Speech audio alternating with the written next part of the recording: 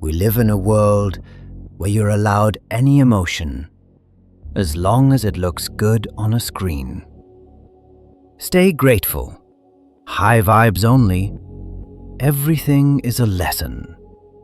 Smile, or else. They call it a growth mindset. Schopenhauer would call it a refined form of misery. Because the machine doesn't care if you're happy. It only cares that you keep wanting new goals, new visions, new identities to install. The will to live, rebranded as motivation. The inability to stop, sold to you as ambition.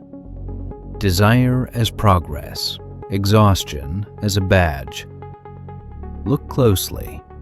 Every time you feel empty, they don't tell you to pause, they tell you to upgrade. Upgrade your body, upgrade your mindset, upgrade your hustle.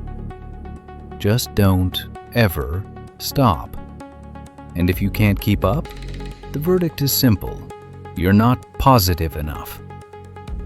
Suffering isn't allowed to be real anymore.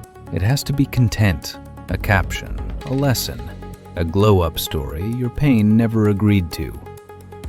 This is the dictatorship of the smile, a regime where every crack in your soul must be patched with a quote, where every tear is a branding problem, where depth is too heavy, but stupidity is highly shareable. They don't need to censor your thoughts if they can train you to only post the pretty ones.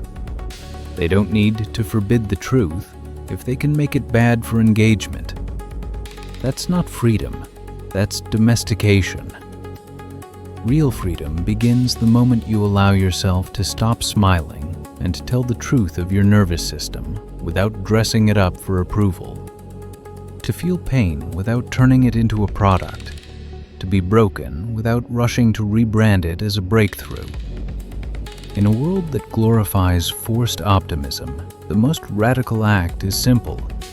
Look at your suffering and refuse to call it a failure. Positivity can be wisdom, but when it becomes obligation, it turns into cultivated stupidity. The smile was never the problem. The dictatorship behind it was. You're allowed to stop performing fine.